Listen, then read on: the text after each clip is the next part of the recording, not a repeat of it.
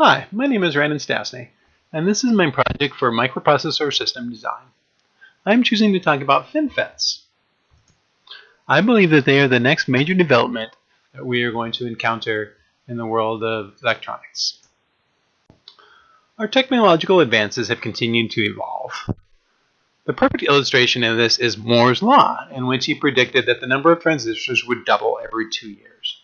We're going on 50 years of that now. And I believe that we are at the limitations of planar devices. This is why I'm talking about Finfets. I'll first talk about the history of their development, then about how scaling has failed us, which brings us into power. Chen-Ming Yu is credited with the creation of the Finfet design. He started with a grant from the Defense Advanced Research Projects Agency, and he started looking at the limitations of our current devices. It was kind of left alone for quite a number of years until Intel made its announcement on May 4th of 2011 saying that it was going to start actually producing them. And now we have 4 major competitors that are actually all announcing their own FinFET fabs. This is from a video given by Chen-Ming Yu to Mentor Graphics and why he originally came up with the idea. For the longest time, we were able to get a better dielectric between the gate and the path. This capacitance, allowed us to shrink the distance between the source and the drain. But then he hypothesized that even with the very best dielectric and the very thinnest, that we would still get this leakage path across the bottom. So that is why scaling was dead and why he came up with his own system for how to advance FinFETs. Over the years, we have continually scaled devices smaller and smaller, granting us more resistors per area and lowering our voltage requirements. As Chen-Ming Yu found out in the 90s, by scaling smaller and smaller, we are increasing the short channel effects. The distance between the source and the drain is creating all kinds of problems. The main problem is this leakage current. These short channel effects have pretty much halted production of regular devices at the 20 nanometer scale. By putting a gate at the top and the bottom, Chen-Ming Yu hypothesized that he could create a gate that would be thin enough and not have the power create a capacitance across the bottom. We have actually had these gates, multiple gates, since the 1980s, and FinFETs since the 1990s. So why haven't we developed them until now?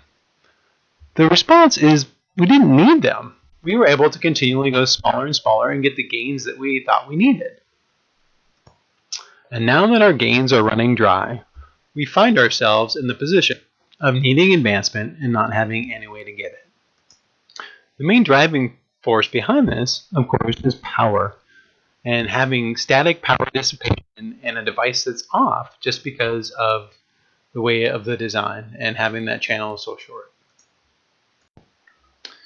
With the halting of advancements in planar devices, everybody is looking for the next new thing. And everybody is jumping on board to actually start production. Of course, that's going to take a while to actually design and implement and create a brand new system. One of the largest driving forces behind this movement is power. Batteries have not kept up with technology. So everybody who wants to use their new smartphone or any type of device, especially if it's draining power on static mode when it's not supposed to be doing anything, we need a better power control. So we also can get away with lower threshold voltages and without the leakage. But this does bring into our problem of capacitance. We have limited the capacitance between the gate, but now we have a 3D device, and that in itself, being high, is going to create its own capacitance and start messing with our design. Not only do we have a lower VDD and we're having all these great power gains, but it's also not as consistent as like a simple channel. It's a three-dimensional device. So of course we're going to hit power at the corners. For one of these reasons, even though it's not the best for power, Intel's actual FinFETs are shaped more in a triangular shape. Maybe to try and adjust for this, or maybe because actually producing the actual rectangular fin is actually too hard for actual production. With these new power constraints, we also have design power implementation problems. Our designs used to be fairly simple. We had a fixed gate length, and we could adjust the width to actually accommodate the devices that we needed. When we change the planar device into a three-dimensional device, it creates all kinds of new problems for the power as well as the design aspects of this new area of exploration. This slide illustrates how we have our channel and we are actually wrapping the material around it to get the better control that we need to have the channel function as we want it to for its power supply. Back again to Chenming-U.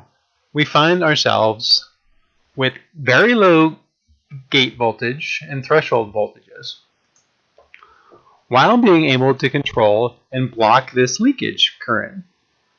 We should easily be able to scale down to the 16, 14 nanometer range, and there's even talk of scaling to like the 10 or the 7. Most of this is still hypothetical, of course, especially the 10 and the 7, just because of the actual production constraints that would have to happen in order to actually be able to produce these three-dimensional devices, especially at such a small scale. In class, we talked about one of them, the actual layering, and how it's very impossible to have that many layers stacked on top of one another and have them consistent. With all of these compromises and having to retrain an entire army of engineers to being able to work with the new devices, we have power as our saving grace. By being able to stop the leakage current and being able to operate on a lower voltage, we are going to be able to continue our advancement in transistors. We continue to look forward to where we're going to next.